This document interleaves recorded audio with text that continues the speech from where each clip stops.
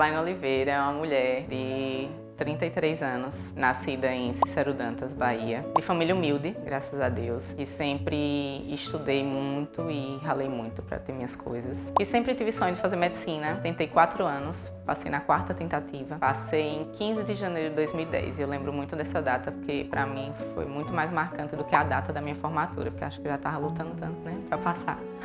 Me formei em medicina, amo o que faço, sou mãe de Miguel, de 3 anos e 8 meses, que é o amor da minha vida. E hoje eu me considero uma mulher forte, mais forte do que o que eu pensei que eu era, o que eu podia ser. Realizada como mulher, como profissional, como mãe, mas com muita coisa para aprender ainda. E disposta a aprender. Feliz também, acho que pode dizer isso. Sou grata, aprendi a ser grata. Então, acho que Gislaine é uma pessoa grata.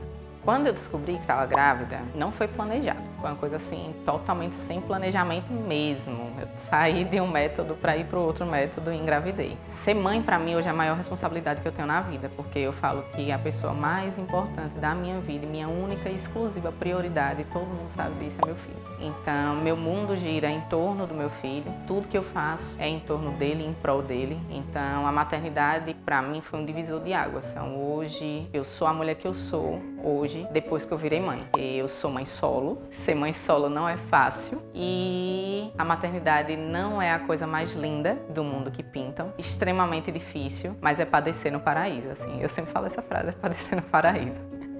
É maravilhoso, mas é muita responsabilidade você criar, educar. No meu caso, tornar o meu filho mais funcional possível para quando eu tiver e para quando eu não tiver também. Maternidade para mim é uma coisa muito difícil e muito prazerosa, mas que eu tenho muito assim prazer e honra de exercer e de ser mãe de Miguel, né?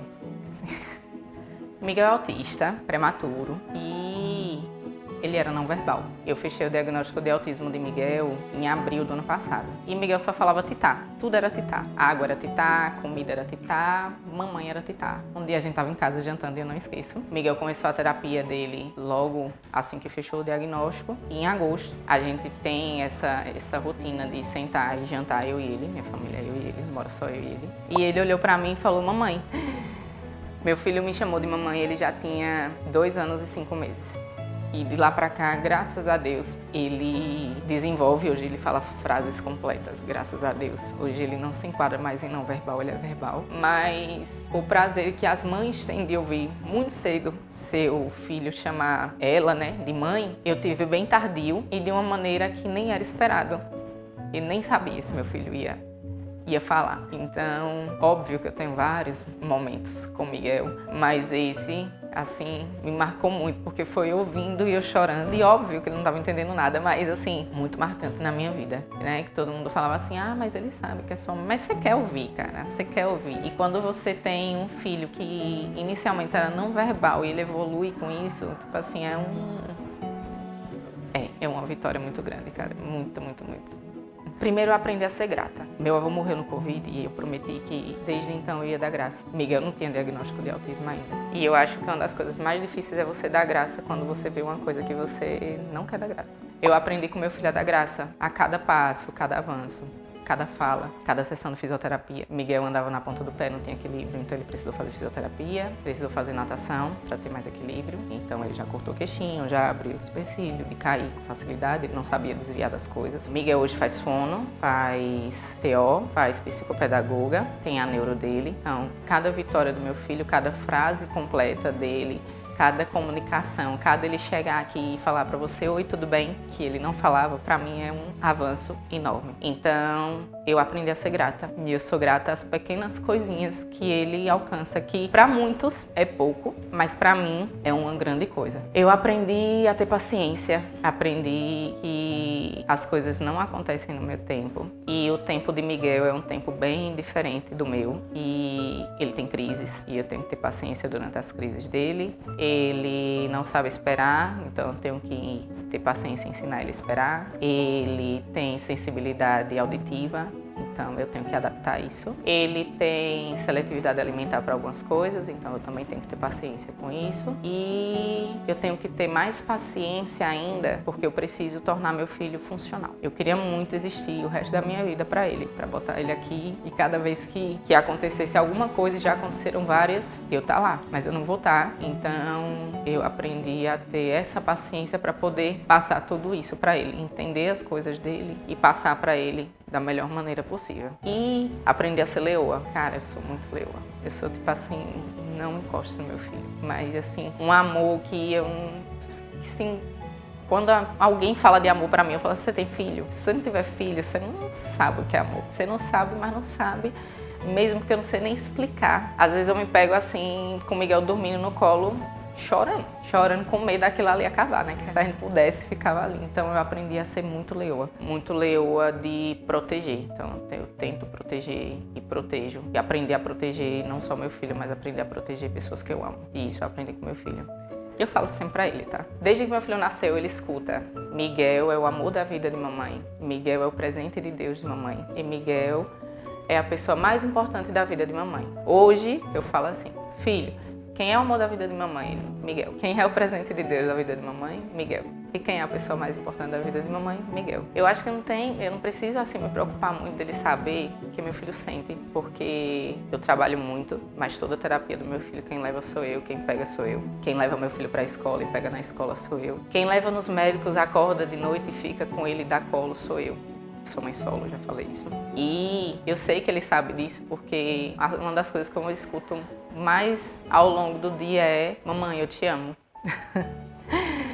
E eu acho que ele entende com tudo que eu faço pra ele, que eu amo ele mais que tudo na minha vida. Eu sei que mais na frente, quando ele estiver entendendo tudo, ele vai olhar pra trás e ele vai dizer que eu sou uma mãe muito foda, com perdão da palavra, pra ele. Que eu não tenho tatuado a Mulher Maravilha com ele no colo em vão. E que a cada coisinha que eu fiz para que ele tivesse uma vida melhor e muito melhor é porque eu amo ele mais do que tudo na minha vida. E eu sei que ele sente isso, mas eu acho que quando ele tiver um pouquinho mais de consciência, mais assim, entendendo mais, ele vai entender por que eu falava que ele é o presente de Deus da minha vida, e ele é, por que ele é o amor da minha vida, e ele é, e por que ele é a pessoa mais importante da minha vida, porque ele é.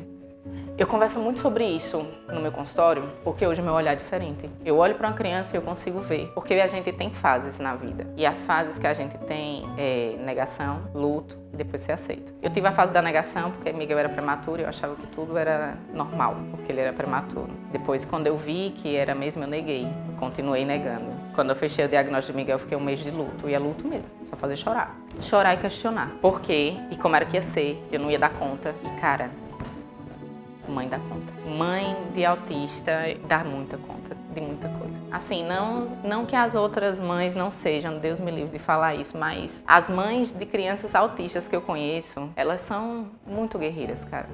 Muito, mas muito. Porque você imagina que você tem que trabalhar, você tem que ser mulher, você tem que ser mãe e você tem que levar na terapia, você tem que pegar na terapia, você tem que saber lidar com as crises, você tem que saber lidar com preconceito, você tem que saber lidar com inclusão, você tem que lutar pela inclusão do seu filho. Você tem que explicar muitas vezes que não é birra, que não é dengo. Você tem que ter um psicológico muito forte de não se culpar porque que aquilo ali aconteceu, porque eu também tive essa fase. E a mensagem que eu gosto de passar para as mães quando eu penso e vejo e acho que uma criança é autista é: não demore. Tempo realmente é muito importante para o autismo. Quanto mais cedo você fechar o diagnóstico do seu filho, mais cedo você vai começar as terapias. Claro que mais cedo você vai passar pelo luto, você vai sofrer e tal. Só que você tem que se erguer, cara, porque seu filho precisa de você. Seu filho precisa de você forte para você tornar ele uma pessoa mais típica possível para a vida dele. Então, quanto mais cedo você abrir sua mente, porque o preconceito é muito grande na própria mãe, na própria família.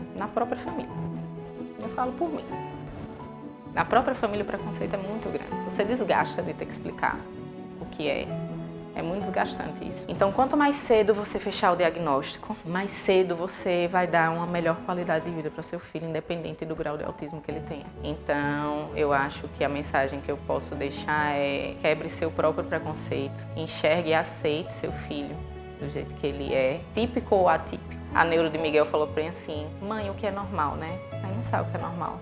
o que é típico. Às vezes você jura que você é típico e você não é para outras pessoas. Então, abrace a causa. Eu abraço a causa é minha, não é só do meu filho. E lute pelo seu filho, pelos direitos dele, para tornar ele uma pessoa humana, uma pessoa de boa índole e uma pessoa íntegra, que eu acho que é isso que todos os pais querem, né, para os seus filhos, independente de qualquer coisa. Mas tempo no autismo vale muito. Então é isso.